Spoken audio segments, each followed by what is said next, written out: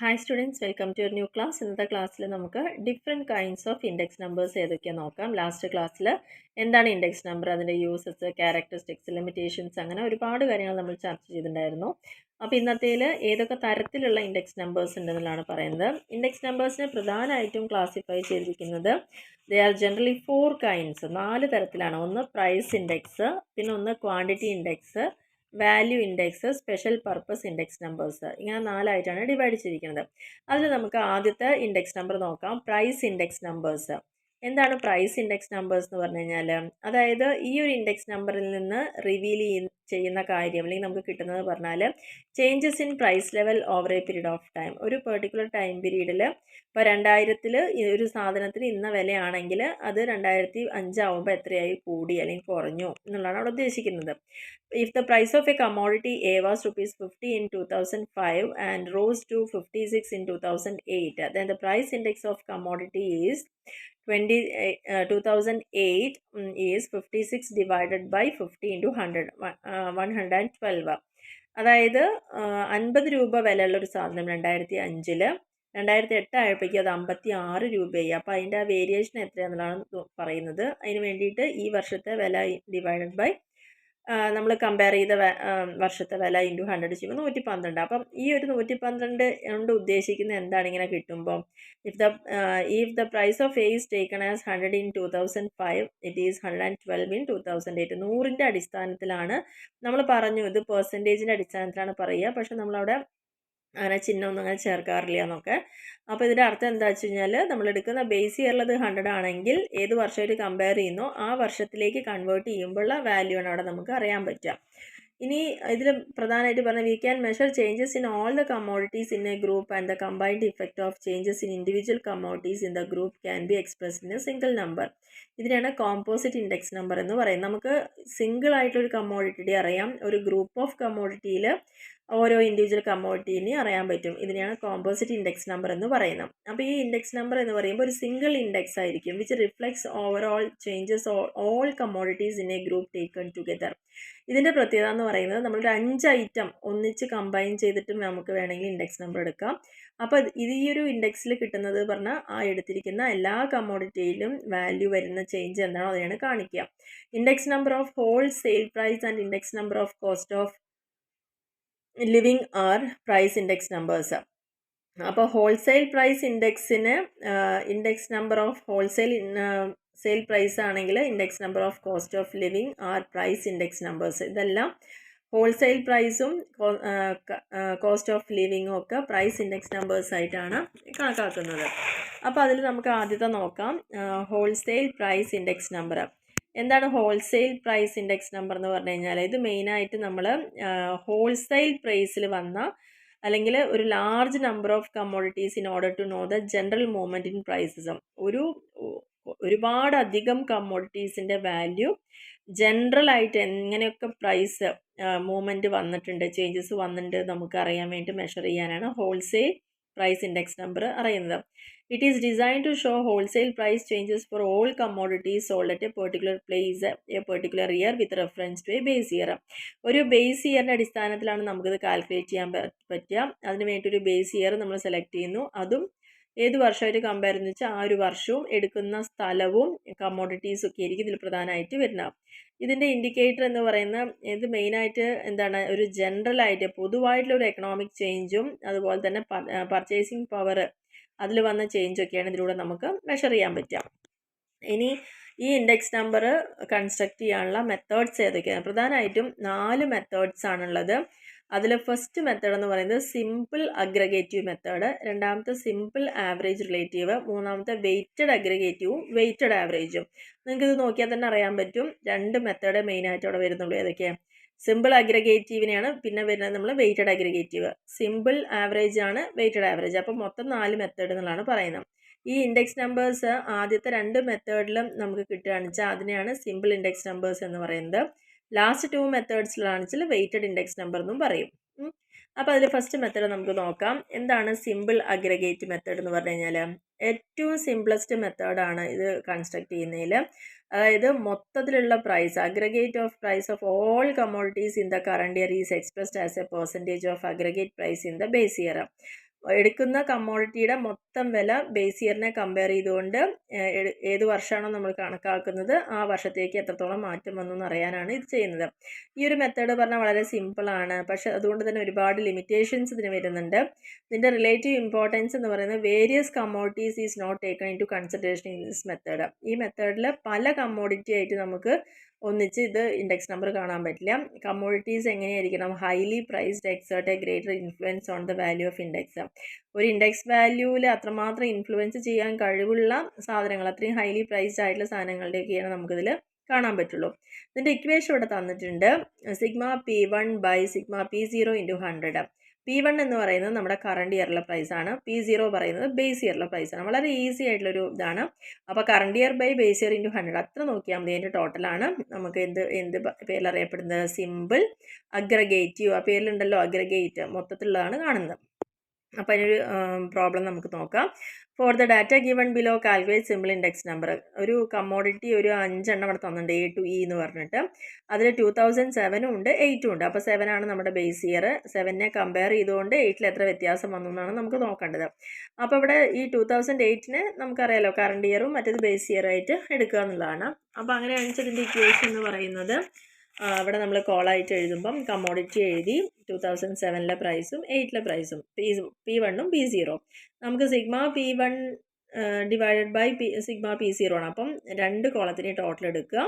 Total എടുക്കുമ്പോൾ ആദ്യത്തെ കോളത്തിൻ്റെ 53, രണ്ടാമത്തെ കോളം 59 അപ്പോൾ 59 ബൈ 53 ഇൻറ്റു 100 എത്ര നമുക്ക് കിട്ടുക? 111.3 ആണ്. ഇതാണ് ആദ്യത്തെ സിമ്പിൾ അഗ്രഗേറ്റീവ് മെത്തേഡ് എന്ന് പറയുന്നത്. ഇനി രണ്ടാമത്തെ method simple average of relative മെത്തേഡാണ്. നമുക്ക് നോക്കണം. ഈ ഒരു മെത്തേഡിൻ്റെ പ്രത്യേകത എന്ന് പറയുന്നത് first of all we obtain the price relative for each commodity. ഓരോ കമ്മോഡിറ്റിയുടെയും പ്രൈസ് നമുക്കവിടെ കണ്ടുപിടിക്കണം. Price relatives are obtained by expressing the price of a commodity in the current year as a percentage of its price in the base year. ആ ഓരോ കമ്മോഡിറ്റിയുടെയും price എന്ന് പറയുന്നത് അതിൻ്റെ ബേസ് ഇയറുമായിട്ട് കമ്പയർ ചെയ്തുകൊണ്ട് അതിൻ്റെ കറണ്ട് ഇയർത്തെയാണ് നമ്മൾ എടുക്കുന്നത്. Price index for the composite group is obtained from the price relative by using some suitable averages. അപ്പോൾ ഇതിന് വേണ്ടിയിട്ട് നമ്മൾ suitable averages എടുക്കുകയാണ്. അരിത്തമെറ്റിക് മീനോ അല്ലെങ്കിൽ ജോമെട്രിക് മീനോ ആണ് ജനറലി ഇതിന് വേണ്ടിയിട്ട് യൂസ് ചെയ്യുന്ന ആവറേജ് എന്ന് പറയുന്നത്. ഈ ഒരു മെത്തേഡിൻ്റെ മെറിറ്റ് എന്ന് പറയുന്നത് extreme items do not influence the index. അതായത് വ്യാപകമായിട്ടുള്ളൊരു ഫലങ്ങളൊന്നും ഇതിലുണ്ടാവുന്നില്ല. എക്സ്ട്രീം ആയിട്ടുള്ള ഐറ്റംസ് ഒന്നും ഇതിനെ അഫക്റ്റ് ചെയ്യില്ല. Index not influenced by the units in which prices are quoted. എത്ര യൂണിറ്റിലാണ് ഇത് ചെയ്യുന്ന അതിനൊന്നും ഇമ്പോർട്ടൻസ് ഇല്ല, അല്ലെങ്കിൽ അത് ഇൻഫ്ലുവൻസ് ചെയ്യുന്നില്ല. മെത്തേഡ് എന്ന് പറഞ്ഞാൽ കുറച്ച് ഡീമെറിറ്റ്സ് ഉണ്ട്. ഇതിൻ്റെ പ്രോബ്ലം എന്ന് പറയുമ്പോൾ നമുക്ക് അപ്രോപ്രിയേറ്റ് ഒരു ആവറേജ് എടുക്കലാണ്. അരിത്തമെറ്റിക് വേണോ ജോമെട്രിക് വേണോ അത് സ്യൂട്ടബിൾ ആണോ എന്നുള്ളത് നമുക്ക് അറിയാൻ പറ്റിക്കൊള്ളുന്നില്ല. Relatives are assumed to have equal importance. പിന്നെ ഇതിന് തുല്യ പ്രാധാന്യം കൊടുക്കുക എന്നുള്ളതാണ്. റിലേറ്റീവ്സ് ഒക്കെ അസ്യൂം ചെയ്യപ്പെടുന്ന ഈക്വൽ ഇമ്പോർട്ടൻസ് കൂടുതലാണ് ഇവിടെ അസ്യൂം ചെയ്യുന്നത് എന്നുള്ളതാണ് പറയുന്നത്. അപ്പോൾ price relative for a commodity പറയുമ്പം ഇവിടെ ഇൻഡെക്സ് നമ്പർ കാണണമെങ്കിൽ equation P1 by P0 into 100 തന്നെയാണ്.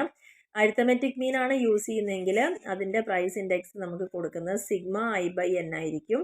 ജോമെട്രിക് മീൻ ആണെങ്കിൽ ഇവിടെ നമ്മൾ ആൻറ്റി ലോഗരിതം ടേബിളും കൂടി യൂസ് ചെയ്യും. അപ്പോൾ സിഗ്മ ലോഗ് I/N ആയിരിക്കും വരിക. അപ്പോൾ ഇക്വേഷൻ മുകളിലത്തെ സെയിം തന്നെയാണ്. അതായത് I/N സിഗ്മ I/N തന്നെയാണ് വരിക. പക്ഷേ ഇവിടെ വരുമ്പോൾ ജോമെട്രിക്ക് വരുമ്പോൾ എന്തായി അത് സിഗ്മ ലോഗരിതാണ് അവിടെ കാണുന്നത്. ആൻറ്റി ലോഗ് ഓഫ് എന്ന് പറഞ്ഞിട്ടാണ് കാണുന്നത്. അത്ര വ്യത്യാസമേ ഉള്ളൂ. അപ്പോൾ നമുക്കിവിടെ ആ ഒരു മെത്തേഡിൽ ഒരു ഇൻഡെക്സ് നമ്പർ ആവറേജ് റിലേറ്റീവ് മെത്തേഡിൽ നോക്കാം. ഐറ്റംസ് തന്നിട്ടുണ്ട്, ബേസ് ഇയർ തന്നിട്ടുണ്ട്, കറണ്ട് ഇയർ തന്നിട്ടുണ്ട്. അപ്പോൾ നമ്മളതെല്ലാം എഴുതി. അപ്പോൾ അടുത്ത കോളം നമ്മൾ ഇക്വേഷനിലേക്ക് കൊണ്ടുവരിക എന്നുള്ളതാണല്ലോ. അപ്പോൾ I P1 by P0 into 100. അപ്പോൾ ഇവിടെ നമ്മൾ ഈ ഓരോ ഐറ്റത്തിൻ്റെ എടുക്കുക. നമ്മൾ ആദ്യത്തെ ക്വസ്റ്റ്യനിൽ എന്ന് പറഞ്ഞാൽ മൊത്തത്തിൽ എഴുതിയിട്ട് ടോട്ടൽ എടുത്തിട്ടാണ് ആ ടോട്ടലിനെയാണ് ഡിവൈഡ് ചെയ്യുന്നത്. ഇവിടെ ഓരോ ഐറ്റത്തിനെ തന്നെ നമ്മൾ ഡിവൈഡ് ചെയ്ത് കണ്ടിട്ടാണ് ടോട്ടൽ ചെയ്യുന്നത്. അതാണ് വ്യത്യാസം വരുന്നത്. ഓരോ ഇൻഡിവിജ്വൽ ആയിട്ട് ഇവിടെ എടുക്കുന്നുണ്ട്.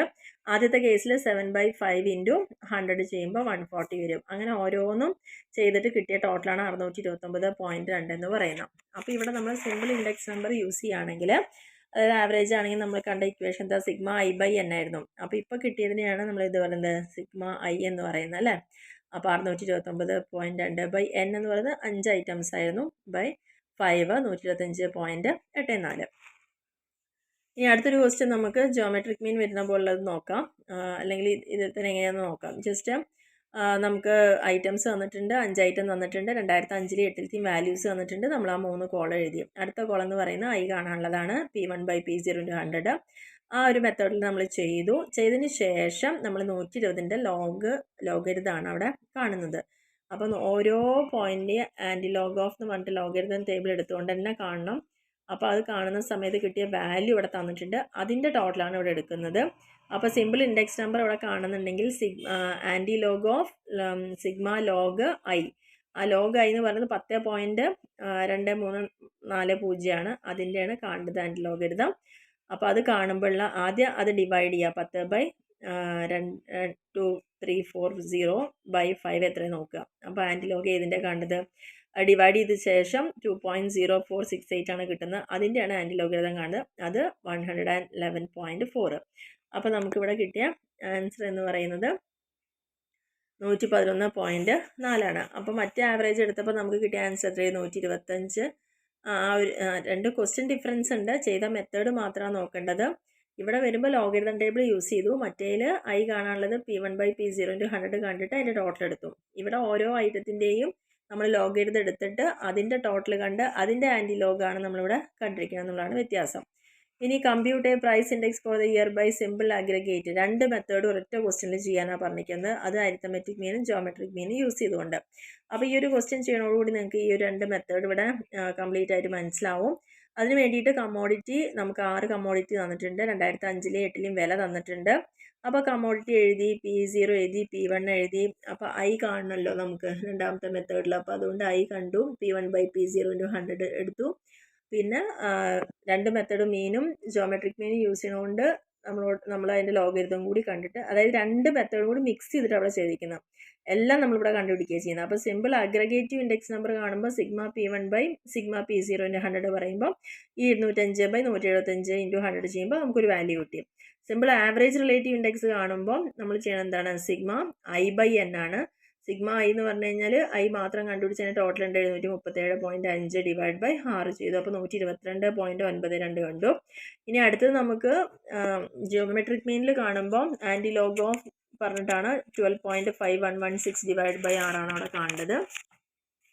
അപ്പോൾ നമുക്ക് അതിന് വേണ്ടിയിട്ട് എടുക്കുകയാണെന്ന് വെച്ച് കഴിഞ്ഞാൽ അതിൻ്റെ ഇക്വേഷൻ ഇങ്ങനെയാണ് വരിക. അപ്പോൾ ആൻറ്റി ലോഗ് 12.5116 ഡിവൈഡ് ബൈ 6 എന്ന് പറയുമ്പോൾ നമുക്ക് 2.0853 ആണ് വരിക. അതിൻ്റെയാണ് ആൻറ്റി ലോഗ് കാണേണ്ടത്. അപ്പോൾ 121.7. അപ്പോൾ ആ ഒരൊറ്റ പ്രോബ്ലത്തിന് നമ്മൾ 3 അപ്ലൈ ചെയ്തപ്പം നമുക്ക് കിട്ടിയ ആൻസേഴ്സ് നോക്കൂ. 117ഉം 122ഉം അതേപോലെ തന്നെ 121. അപ്പോൾ ആ ഒരു 2 മീനെടുത്ത് ചെയ്യുമ്പോൾ നമുക്ക് ഏകദേശം ഒരേ റേഞ്ചിലാണ് ഇതിൻ്റെ ഒരു ഇൻഡെക്സ് നമ്പർ കിട്ടുന്നത് എന്നുള്ളതാണ് ഇത് അറിയാൻ പറ്റുന്നത്. അപ്പോൾ ഇന്ന് ഈ ഒരു പോയിന്റ് മാത്രം ഇപ്പോൾ ജസ്റ്റ് നോക്കുക. ഇനി മൂന്നാമത് നമ്മൾ വരുമ്പോൾ വെയ്റ്റഡ് അഗ്രഗേറ്റിലേക്കും വെയ്റ്റഡ് ആവറേജ് റിലേറ്റീവിലേക്കുമാണ് പോകുന്നത്. അപ്പോൾ അത് കുറച്ചധികം ഇക്വേഷൻസും ഫോർമുലയൊക്കെ വരുന്നുണ്ട്. അപ്പോൾ അതുകൊണ്ട് നമുക്കത് നെക്സ്റ്റ് ഒരു വീഡിയോ ആയിട്ട് ചെയ്യാം. അപ്പോൾ ഇന്നത്തെ വീഡിയോയിൽ പ്രധാനമായിട്ടും ഡിഫറെൻറ്റ് ടൈപ്സ് ആണ്. 4 ടൈപ്പ് ഇൻഡെക്സ് ഉണ്ട്. അതിൽ ഹോൾസെയിൽ പ്രൈസ് ഇൻഡെക്സ് ആണ് നമ്മളിപ്പോൾ ചെയ്തത്.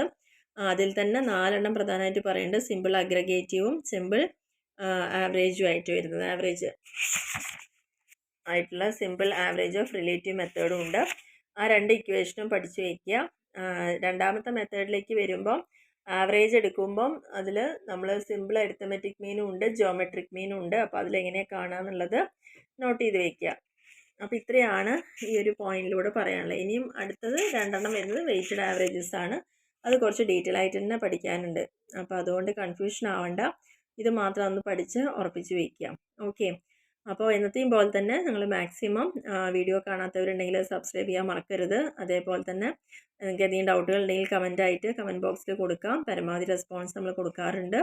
അതേപോലെ തന്നെ നിങ്ങൾ വീഡിയോ ഉപകാരപ്രദമാണെന്ന് തോന്നുകയാണെങ്കിൽ തീർച്ചയായിട്ടും നിങ്ങളുടെ ഫ്രണ്ട്സിലേക്കൊക്കെ ഒന്ന് ഷെയർ ചെയ്ത് കൊടുക്കുക. ലൈക്ക് ചെയ്യുക, കമൻറ്റ് ചെയ്യുക, സപ്പോർട്ട് ചെയ്യാം. ഓക്കെ. എന്നാൽ മാത്രമാണ് നമുക്ക് ഇനിയും കുറച്ചും കൂടിയിട്ട് നല്ല രീതിയിൽ വീഡിയോസ് ചെയ്യാനൊരു പ്രചോദനമൊക്കെ നമുക്കവിടെ കിട്ടുന്നത് അതിലൂടെയാണ്. അപ്പോൾ മാക്സിമം നിങ്ങളെ കൊണ്ട് കഴിയുന്ന പോലെ എല്ലാവർക്കും ഇത് ഷെയർ ചെയ്ത് കൊടുക്കുക എന്നുള്ളത് പറയാനുള്ളൂ. ഓക്കെ. താങ്ക്